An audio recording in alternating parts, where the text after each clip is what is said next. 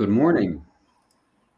How is everybody? We have 4 people. Well, I think we have 2 people and us. No, there's 4 people viewing, and one of them is me. So we have 3 people viewing. Welcome to the first of a series of Leadership Lives. We will be every Saturday morning at 9:30. We will have a roundtable discussion, and we will talk about the type of language that very few people talk about. Smart directors use it every day. They make it seem easy, but they work hard at it. They focus on the forgotten language systems. They know you'll get a silly answer if you ask a silly question. They know that if you don't ask any questions at all, you lose your job. They know what they're doing when they open their mouths. This is the language you need, the language to lead. And today, our special guest is Andreina España. She's worked in. Good morning, Andreina. How are you? Welcome. Andreina has. She's a specialist in the teaching of adults and young adults. She's worked as a teacher trainer for over 30 years, and has worked with teachers in schools all over Latin America. She is also a materials writer. She's written a number of series, Share Your World, which was a series for Mexican Bachillerato, as well as Oxygen and Trends, the Teacher's Guides, and she was the managing editor on English ID. And she had an advanced level for that series. And she is a bit of an expert on advanced learners, and this is the language that directors need, advanced English, level C1, level C2. Andreina is now a co-founder and director of content creation and educational services. CC&P works with leading publishers to develop materials and create quality content for English language learners worldwide. She is also a certified cooperative learning trainer. Welcome, Andreina, and thank you so much for joining us today. Hi, thank you for having me. So we're going to kick off with some questions. Andreina and I thought of some questions. This month, the topic is, how do we get to C1? What's the best way to get to the advanced levels that a director needs, that a leader needs? So, Andreina, we were talking yesterday, weren't we, about the idea of learning languages effortlessly and naturally, intravenous English, the way babies learn. To go back to that day when you were 5 and you woke up and you suddenly discovered that you were able to wow everyone with your eloquence on how Bitcoin investment works. So yeah, of course, a 5-year-old can't do that, but it is pretty amazing that they learn what they learn naturally with no instruction whatsoever. Is it possible for adults, do you think, to learn complex skills in a language that way, the natural way, intravenous English? Well, I think going back to what you said, when you think about a 5-year-old, first of all, they have learned to speak naturally, but they're not very eloquent. And as we know, they make mistakes. They make mistakes using the wrong structure. So there is a moment, even for a natural learner, where correction is involved, where there is a process of just understanding how language works. And then if you think about it, you don't say or you don't speak the same way now that you did when you were 5 or 10. So there is a process of learning that we've all implemented to improve our language skills. And then, so I really think that it's a myth. I wish that we could all do that, the intravenous learning, or, you can also, I've heard that you can diet during the night and then you're going to lose weight. So, all these things are just, I think they're myths. And, if you don't, any learner of anything, whether you learn a language, you play the piano, you learn how to cook, you need to have certain skills. You need to learn those skills. You need to put them into practice. You have to have the knowledge of how to operate the oven, so you need that knowledge. You need to put those skills into practice. And then you have to have the right attitude. And I think that's what we're going to talk about today, is the attitude of the learner is what's going to make the difference, and what the learner reflects on, and what the learner understands about the language, and how they analyze other people's language is what's going to make a difference.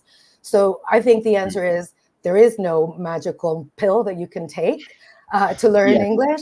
You have to study, and you have to practice, and you have to assess yourself, and you have to do what everyone does when they're successful, which is put time into it and effort, and then you get better.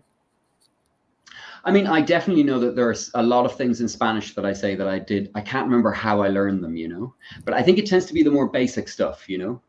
Today we're talking about skills today that really only a small percentage of the Mexican population can do, or skills that a small percentage of the Irish population can do. Not everybody can give a presentation, you know.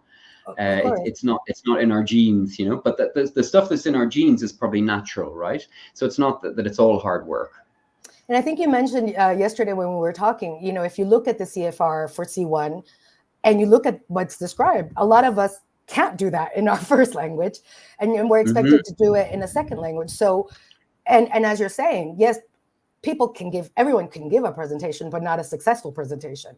Everyone can, you know, I always tell my students, when you start telling jokes in English and people laugh is when you're getting there, because the nuances of telling a joke and knowing how to, you know, give that perfect punchline, and that's the nuance of language that you don't have at a basic level.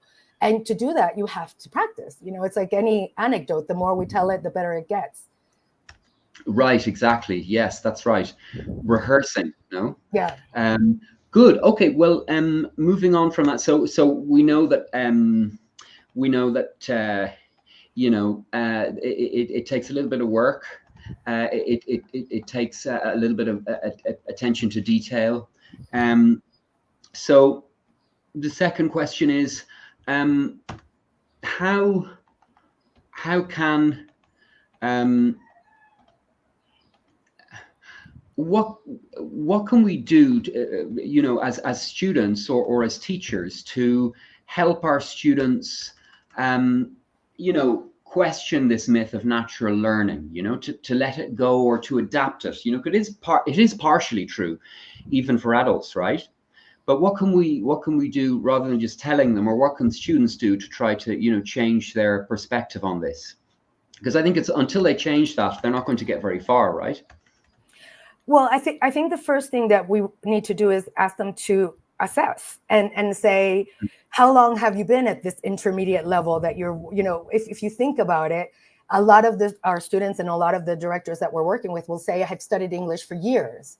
And so the first question you ask is, so why haven't you jumped that level? And for me, this whole process is one of awareness. Until students have that awareness where they see, okay, yes, I have been studying English forever. I'm still in that intermediate level. I can't jump to that C1 level of proficiency. Why is it? And then when they start seeing that, when they start looking at language as something that they need to work at to get to that level, but also they need to become a little bit of an expert at analyzing language and seeing what other people are doing and what other people are doing successfully.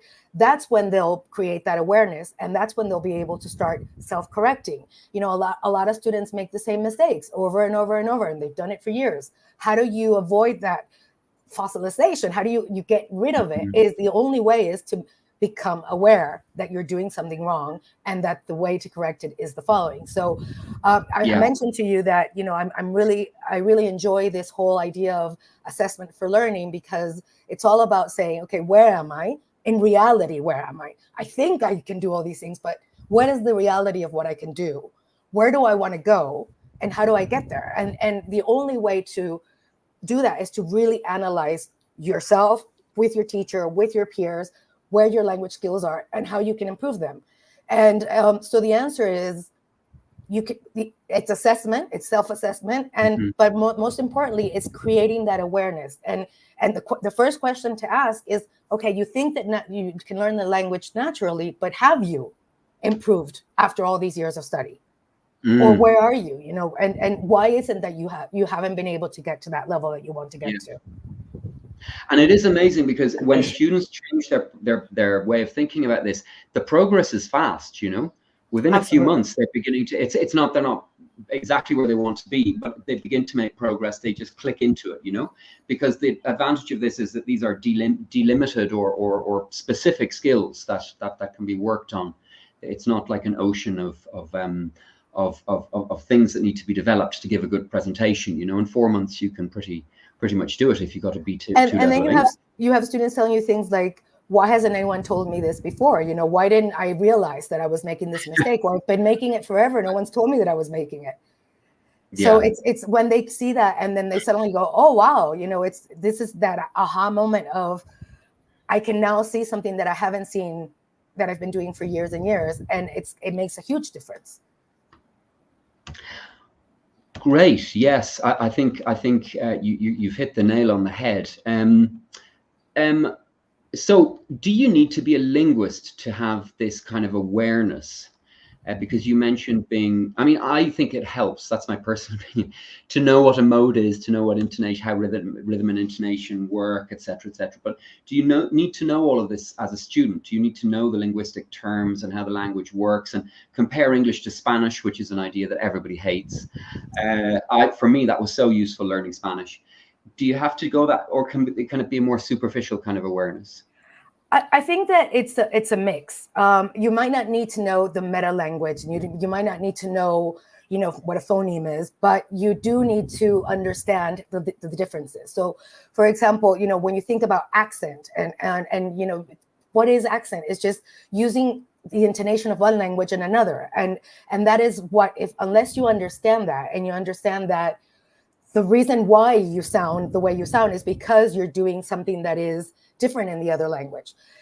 So I don't think you need to be a linguist, but you certainly need to be mentored by one so that someone can tell you, this is what you're doing that is different in your language, and this is why it's sounding this way. Or, just understanding basic sounds that are different in languages, in Spanish and English. So I think the answer to that question is, you don't need to be a linguist, but you certainly need that facilitator that will take you there.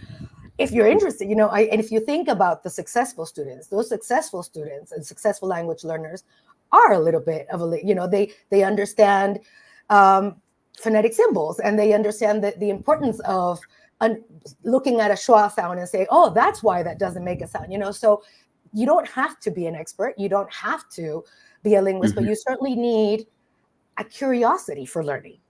And that's what, I think it's our role to instill in our students that curiosity of, look at this sound and look why it's doing this. And showing them phonetic symbols. We don't need to teach them what they are, but just show them the phonetic symbol. That's going to make a huge difference for them. And I think now that a lot of us are teaching virtually, there's so much that you can do. You can open a website, you can open a dictionary, for me, it's been such a great experience teaching virtually, because you have all these tools right at your fingertips that in a class you have to say, okay, let me look for a dictionary, or here you just can pull up a page and show students and make them curious about the language. And I think that if we are able to do that, we're successful at what we're doing. If we can create curious learners, they will not just be curious about language, they'll be curious about learning. We talked yesterday about lifelong learning. And if you think about it, we are constantly learning, improving our language skills, where, you said to me, your business English is so much better now in Spanish than it was when you started in business. Because, well, yes, and also my English is better than my English was when I was 40. I can say so many more things in English and in Spanish because I have concepts that I didn't have when I was 40, 10 years ago. Of course. And I think for me, teaching was that. When I started teaching in my 20s, it was because I wanted to practice my English. And then it turned out that I learned a ton. I learned a ton of grammar. I learned things that I didn't know how to say. I'm working now with a publisher on a grammar book. And what's really interesting about this grammar book is that it's written for native speakers of Spanish that are interested in understanding English grammar and why it works the way it is. I'm going to plug it. It'll be coming out in October. But it's a really interesting approach to just analyzing how language is different in English and Spanish, why it's different. And it's just for curious learners. It's not the same. And how it's the same. Yeah, exactly. And how it's the same. And knowing that it's the same just makes your life so much easier. Years ago when I started teaching, we weren't allowed to use the first language, and not even a comparison to the first language. Nowadays, if you just tell a student that's the same in Spanish, you avoid 10 hours of asking or explaining something. You can just say that works exactly the same in Spanish. And then you move on. It's just, well, that makes sense. So I think that, using that comparison with the first language, looking at, and like I said, that curiosity, and why do people say things the way they do, or why do they not use a specific tense, or why is it that in Spanish we use one thing less? So I think why did what I say get this reaction, exactly. So I think if we can, I would call myself very successful if I could, leave a student knowing that they've become more curious about the language. Yeah, because they can't learn everything in our classes, right? Especially to get to C1, C2, they really need to be able to do a lot of it themselves, because it's hours and hours of exposure to the language. And that's something that I've explained to students, because there are a lot of students that are saying, especially directors, I don't have time to do more outside the class. So I want to get all of the exposure that I need in the class. And then when you explain to them, there's also a number of hours of study that are needed to jump to that C1. You won't get them just with the hour and a half or 3 hours of class that you have a week. You need to continue to learn outside the classroom, or you will never get those hours. All those meetings in English are learning opportunities. That is English learning time, right? As well. Yeah, exactly. Okay. So we're open to the idea that learning complex language skills requires us to be aware of what's going on, of what we're doing, and that we have to learn something new. So what are we going to learn? What competencies and language does a leader need, a director, for example, that a manager or a supervisor, what's the difference there? Because a leader does a leader, often a senior manager or a director or a CEO, they have a very different role to play. It's less supervision. Absolutely. And some other things. What kind of things do they have to do in both their first language and their second language? Well, I think that the first thing is business acumen. And what's interesting about business acumen is that you don't learn it in a day or two. It's years of learning. So that's the first thing that we have to say to our students. That knowledge of business that you have today, you didn't have 10 years ago. And it's that same thing that applies to other skills that you need as a director, right? But business acumen is key. And when you see a good director, you see someone that understands their business in and out, all the parts of their business, that understand how their business competes with others, understands their market, understands, things about the bigger picture, things about, how we can, and is not only thinking about today, but thinking about the future. So this is something that when you ask a director, how did you get this business acumen? They will tell you it's years of experience. It's years of, making mistakes. One thing that you think about is that, a lot of them haven't necessarily come from the finance world, but they're in a position where they need to understand finance. How do they do that? By learning some new skills. So it's a constant conversation about what skills are needed. So I think one is that it's business acumen. The other thing is it's, these negotiation skills that are quite high. That is not, a manager might need some negotiation skills just to negotiate with your employees. But a business director is going to need negotiation skills that go beyond. First of all, you're negotiating with everyone in your team. And then you're negotiating with clients, you're negotiating. So I think that negotiation skills are key, but also leadership skills, how to manage people and how to get people to do things that they might not want to do, but think that they're doing them. Yeah, how to inspire them, how to have people, one of the things that I think makes a company successful is loyalty. And the way you get that employee loyalty is by inspiring people, motivating them, wanting, you get people to want to do the things that they want to do. But I'd love to also ask, we have, how many people do we have? Yes, how many we people have some questions from the audience. That's I don't see any questions or comments. Would anybody like to ask anything? Please type away. Or tell us what you think. Or tell us what you think. It doesn't have to be a question. Yeah, I mean, I'm just remembering when I was a new director, I was a sales director, and I was given a course, a leadership skills course, and I just thought it was a complete waste of time. I didn't pay any attention to it because I saw those, which is unfortunate. I saw those 4 hours a week as kind of time out of what I should have been doing, and I probably wasn't doing the right thing anyway. And if I'd spent a bit of time on that leadership course that human resources had paid for me, But that's typical of young directors. They don't have the acumen, the criteria that you're talking about. And that's why there's a very high rate of failure among young directors. They don't know what to say. They don't know how to handle things. And that's a bit of a problem, isn't it? Because they don't even have the language in Spanish. And it's so much easier when you have it in Spanish because you can transfer those skills then into English, right? And I think that is one of the biggest mistakes that the companies make, is because someone is a good manager, they think they'll be a good director, but they don't prepare them to be a good director. You know, you jump that position, and then you're continuing to think as a manager, and you're not given the skills or, you know, the opportunity to develop those skills until you make mistakes and learn from them. So I think that they do give you the course, but maybe they didn't frame it as kind of, listen, sunshine, you really need this because, you know, it wasn't maybe properly framed. But it's also, I think, the younger worker just tends to think that the theoretical, more abstract stuff, the thinking, analytical part of jobs, especially, you know, when it's something like being a director or a manager, they feel that leadership is in the blood or something. They don't feel that it's a technique or strategies or anything like that. And that's a pity, because I think older people pay attention more. One of the things that older people, that's what I was that a lot of people take for granted is mentors. You know, even if you're a director, everyone still needs a mentor, and that mentor could be a peer, but it could also be someone that's been in your position. Sure. And I was very fortunate to have, you know, the years that I was at Macmillan, to have amazing mentors that helped me grow as a professional. And still, you know, my mentors, still people that I speak to and constantly chat to when I have questions. You know, I think that that's another thing that we take for granted. As you say, you know, I'm now in this position and I don't need any help.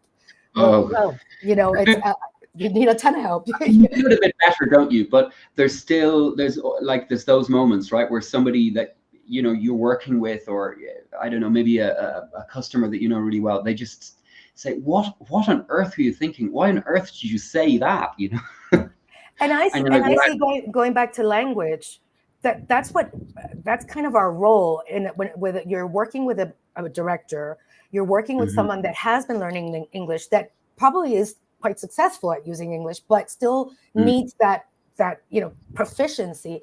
You need to then take on a mentorship role as a teacher. It's more about having them see where their mistakes are, having them see where their talents are, as you were saying this morning, you know, having them create that awareness of where they are and where they need to be. And to do that, you're not in a teaching role. You're in a kind of pure mentorship role where we're looking at where you are and where you want to go together and building that road together. That's what makes a difference. Do you think a teacher who's never been a director or who has never been really a leader can teach that? It's an interesting question. I think that we can teach anything, as long as, you know, you have the right, you know, approach. You don't need to know about business. You just need to ask a lot of questions. And you know, I've been teaching in the last couple of months, a finance director and a human resources director, and I've learned a ton. Because I just ask questions all the time. So you don't need to know about it. You just need to ask the right questions so that they have a chance to, you know, to teach you, because that's the other thing. You're learning a ton from them, and but also to just have them think about things that they haven't thought about before. So I don't think you need to be an expert or having been a director to teach a director. You just need to use the right methodology for it. Yeah, you need the right framework, the common European framework. Exactly. Okay, well, I think, Raul actually has and he put it ages ago. Raul Ramos, thanks, Raul. He says, greetings from San Luis Potosí, Mexico. That's right, you're in San Luis, Raul. Un abrazo. Very interesting topic and very useful for people to reflect on myths that are sometimes promoted irrationally. Yeah. There are so many things, you know, that people say about language. Or Spanish is more difficult than English, you know. That's a lot of people say this. Spanish is more difficult to learn than English is for Spanish speakers or something. There's absolutely no evidence for that at all. There's no research done on that. The only thing I can find is the American Embassy map of languages, the easy languages and the more difficult languages. And apparently Spanish is one of the easiest languages for an English speaker to learn, and English is one of the easiest languages for a Spanish speaker to learn. Well, because we were saying there's a lot of common aspects and there's a lot of common sounds, but there's also a lot of differences. I think that, the biggest take, if I would want the biggest takeaway from today is we have to have students analyze the differences in their first language and the language they're learning, those similarities and those moments that just go, oh wow, I have never thought about that. And then the whole idea of assessment for learning, you have to really assess where you are and what you still need to do. And that's the key of jumping to that C1 is why is it that I'm still in that intermediate level? I'm still not being able to jump that. And it's because there's some skills that you're not putting into practice that successful language learners do put into practice. So our role is to show them those skills and say, okay, what is it that you need to do? So I'd like to recommend, there's a really good paper that Oxford published, and it's called Effective Feedback, the Key to Successful Assessment for Learning. And they talk about feedback, and they talk about how, the feedback we give our students, the feedback that they give each other, and the feedback that you even give yourself in self-assessment, how that can make a huge difference in your learning process. So a really good paper that I'd like to recommend. And then, I think that to kind of close up is that language learning is like any other thing that you want to be good at. You have to work at it. And it's not just going to come with that magic pill. If you want to give amazing presentations or tell riveting stories or tell an amazing joke or lead a team and have them say that you've been the best boss ever, or get a whole company to understand your vision, then that requires very good language skills. I still think that you can learn the language naturally to get to the intermediate levels, right? Just by chewing the fat with a native speaker, conversing or hanging out in the country, But I think you'll only get as far as B2. It won't be enough. Well, you remember me when I was a manager in Macmillan. I was pretty advanced, wasn't I, in Spanish? But then in the meeting room, oh my God, they tore me to pieces. It's hard because that's the other thing.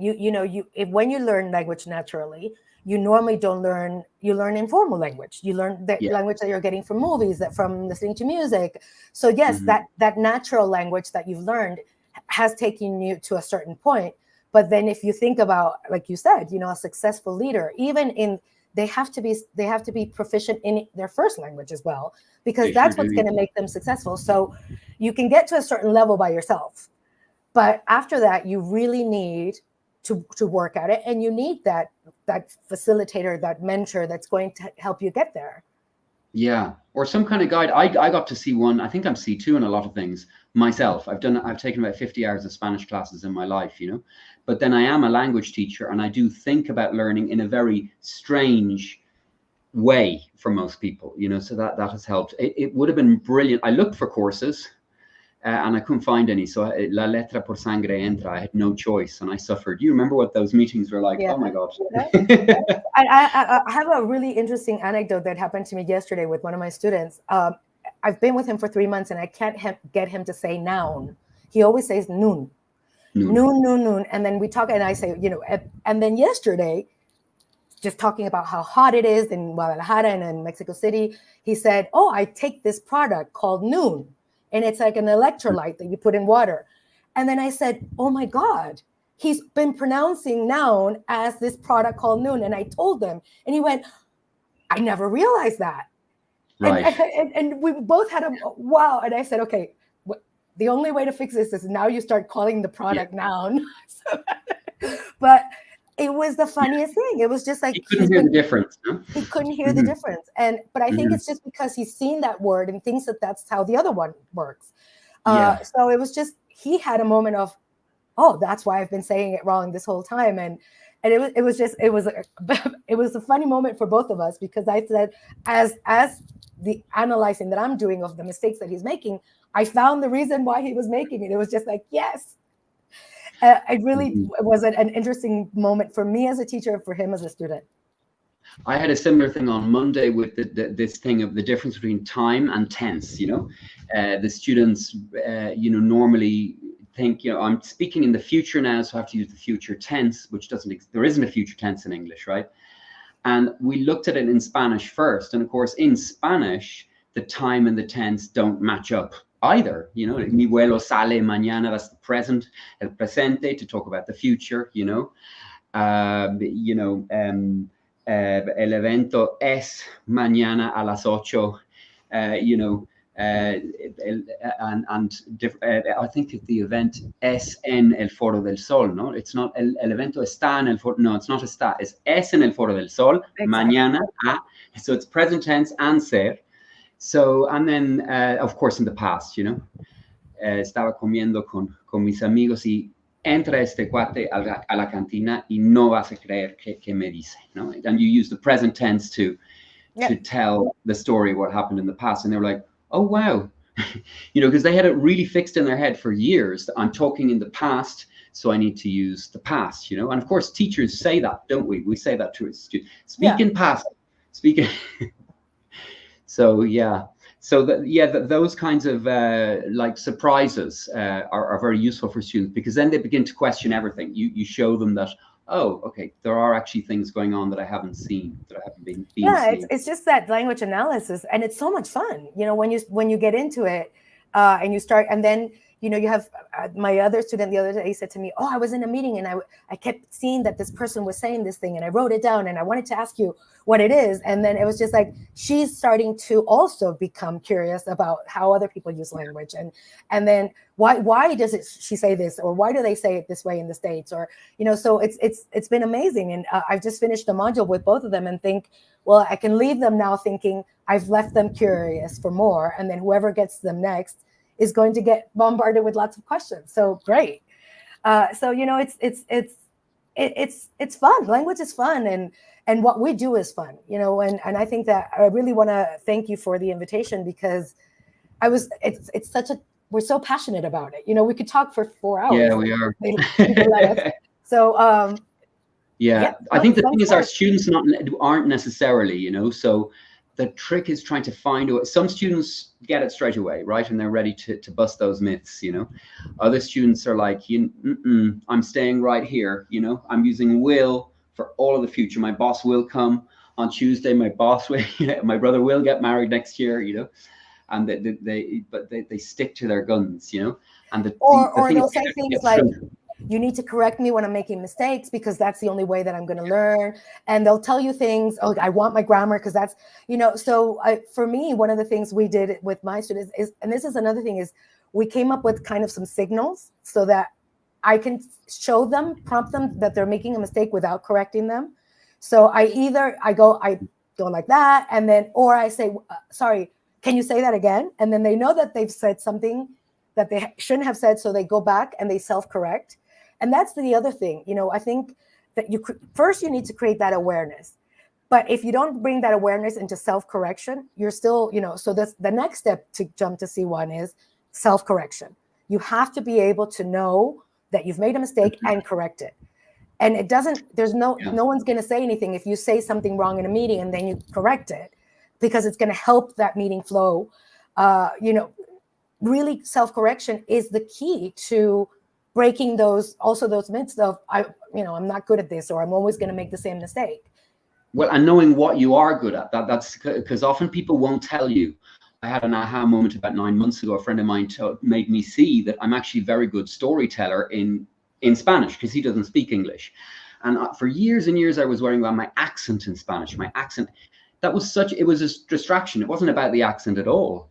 You know, I could have been working on other things that apparently I've been getting very good at. And nobody tells you the things that you're good at normally, you know. So in class now, for certain things, nobody is allowed to correct. Not me, not the other students.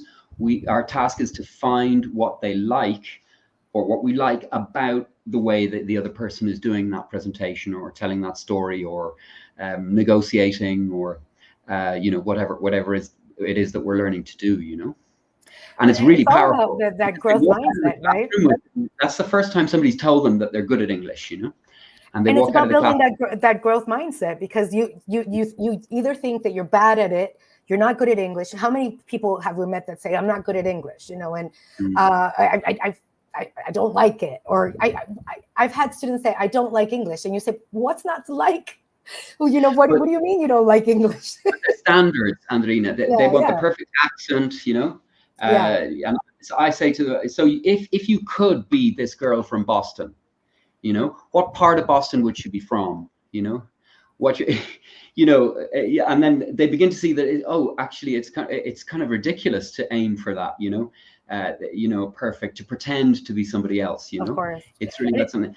Perfect grammar, perfect. It's not about perfection. The people in the head office in Germany are not going to be listening to your language mistakes. They want to know what's happening.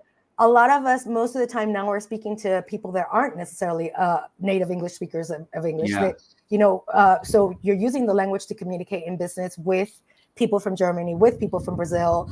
I saw that some people from Brazil are in the audience. So when I went to Brazil, what we spoke was English, because I didn't speak Portuguese, they didn't speak Spanish, and that was and no one was saying, "Oh, I'm sorry, I can't understand you because you have an accent," or I can't.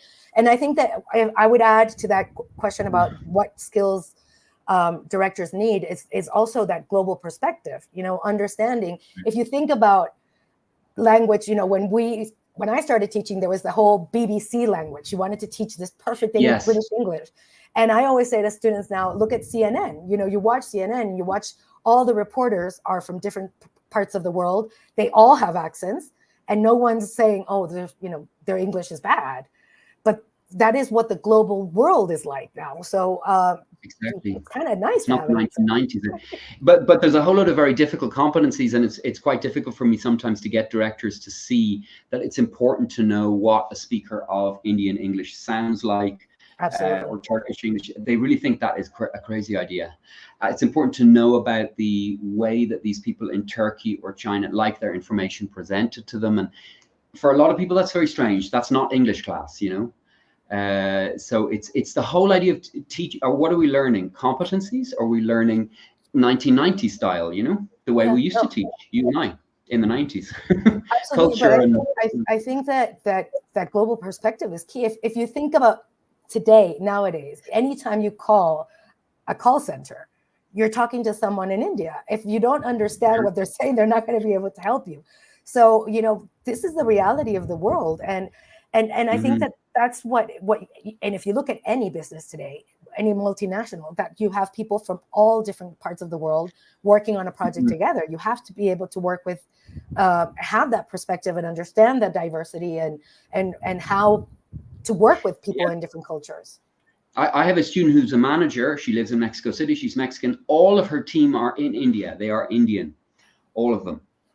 She's the only Mexican on the team, and she has to manage them, coach them. The job is quite complex because she has to coach, she has to explain new processes, she has to assess, she has to give feedback, she has to supervise their work, all in English, but in Indian English. But it's very easy to fix. It's very easy to fix because she believed me when I said all you need is to really be able to understand 5 or 6 sounds that you don't know, you haven't heard them before because they're not standard English.